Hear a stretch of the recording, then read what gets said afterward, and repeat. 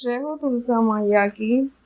हम आपको देव उठावनी एकादशी के मौके पर तुलसी विवाह की संपूर्ण विधि बताएंगे। जैसा कि आप सब जानते हैं कि 12 नवंबर को देव उठावनी एकादशी है। प्रतिवर्ष कार्तिक मास शुक्ल पक्ष की 11 पर देव उठावनी एकादशी पर्व मनाया जाता है। 4 माह पश्चात इस दिन देव जागते हैं। वर्ष 2024 में देव उठावनी एकादशी 12 नवंबर दिन मंगलवार को मनाई जा रही है।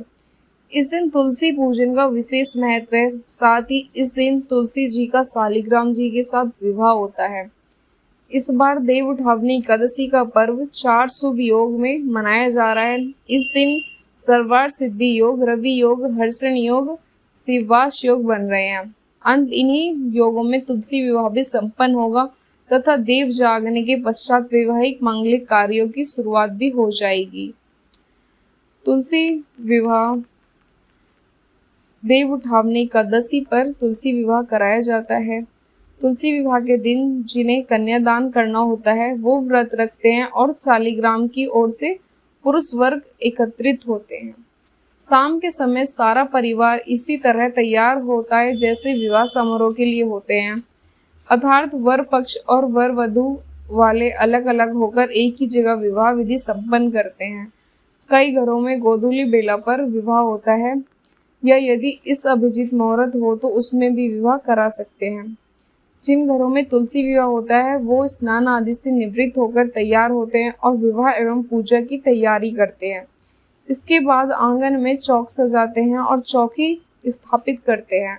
अगर अंगना नहीं है तो घर या मंदिर या छत पर भी आप तुलसी विवाह करा सकते हैं। तुलसी का पौधा एक पटिए पर आंगन, छत या पूजा घर में बिल्कुल बीच में रखें। तुलसी के गमले के ऊपर गन्ने का मंडप सजाएं।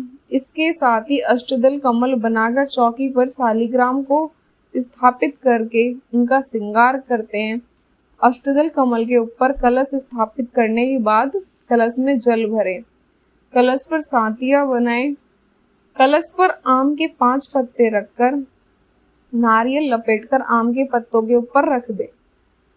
तुलसी देवी के समस्त सुहाग सामग्री के साथ लाल चुनरी चढ़ाएं। गमले में शालिग्राम जी के भी रखें। अब लाल या पीले वस्त्र धारण करके तुलसी के गमले को गेरू से सजाएं और उसमें शालिग्राम की चौकी के दाएं ओर रख दें। गमले और चौकी के आसपास रंगोली या मंडना बनाएं, घी का दीपक जलाएं। इसके बाद गंगा जल में फूल डुबोकर ओम श्री तुलसी नमः मंत्र का जाप करते हुए माता लक्ष्मी और शालिग्राम पर गंगा जल का छिड़काव करें। अब माता लक्ष्मी को रोली और शालिग्राम जी को चंदन का तिलक लगाएं। अब तुलसी और शालिग्राम के आसपास गन्ने का मंडप बनाएं। मंडप पर उस पर लाल चुनरी उड़ा दें। अब तुलसी माता को सुहाग के प्रतीक साड़ी से लपेट दें। उनका वधू दुल्हन की तरह बिल्कुल श्रृंगार करें। शालिग्राम जी पर चावल नहीं चढ़ाते हैं, उन पर तिल चढ़ाई जाती है। तुलसी और शालिग्राम जी पर दूध में भीगी हल्दी चढ़ाएं। शालिग्राम जी को पंचमृत से स्नान कराने के बाद उन्हें पीले वस्त्र पहनाएं। अब तुलसी माता, शालिग्राम और मंडप को दूध में भिगोकर हल्दी का लेप लगाएं। अब पूजन की सभी सामग्री अर्पित करें जैसे फूल, फल इत्यादि। अब कोई पुरुष शालिग्राम की चौकी सहित गोद में उठाकर तुलसी की 7 बार परिक्रमा कराए।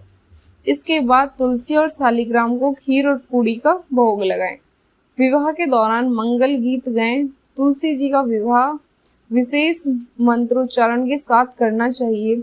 इसके बाद दोनों की आरती करें और इस विवाह संपन्न होने की घोषणा करने के बाद प्रसाद बांटें। कपूर से आरती करें और नमो नमो तुलसा महारानी, नमो नमो हरि की पटरानी बोले। तुलसी और शालिग्राम को खीर और पूड़ी का भोग लगाएं। फिर 11 बार तुलसी जी की परिक्रमा करें।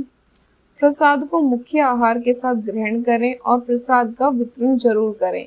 प्रसाद बांटने के बाद सभी सदस्य एकत्रित होकर भोजन करते हैं। तो ये था तुलसी विवाह की संपूर्ण जानकारी। अगर आपको और कोई जानकारी चाहिए तो प्लीज़ कमेंट आप जरूर करना। कमेंट करके आप मुझसे पूछ सकते हैं और साथ ही मेरे चैनल को भी सब्सक्राइब कर लेना और वीडियो को भी लाइक कर देना। और साथ ही आपको तुलसी विवाह की कथा भी सुनने को मिलेगी इसी चैनल पर, तो उसको भी जाकर जरूर देखना।